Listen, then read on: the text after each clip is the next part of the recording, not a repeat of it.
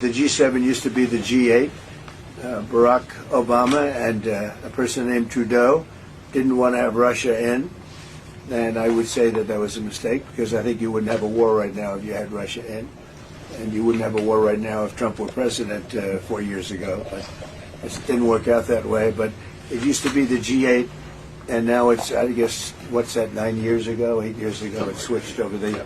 They threw Russia out, which I claimed was a very big mistake. Even though I wasn't in politics then, I was very loud about it. It was a mistake in that you spend so much time talking about Russia, and he's no longer at the table, so it makes life more complicated. But you wouldn't have had the war. Do you think that he should have a seat at the G7 today, that it should be the G8? I'm not saying he should at this point, because too much water's gone over the dam, maybe. But it was a big mistake. Obama didn't want him, and the head of your country, the proud head of your country, didn't want him. This was a big mistake.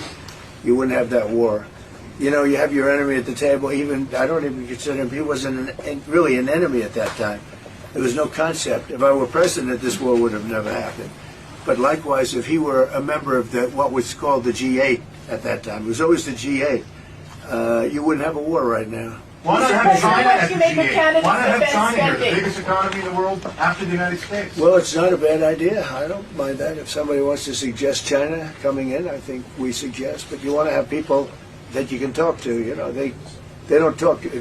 Putin speaks to me. He doesn't speak to anybody else. He doesn't want to talk, because he was very insulted when he got thrown out of the G8.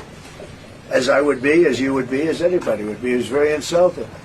And, I mean, he was thrown out by Trudeau, who convinced one or two people, along with Obama. He was thrown out, and he's not a happy person about it, I can tell you that. He basically doesn't even speak to the people that throw him out, and I agree with him.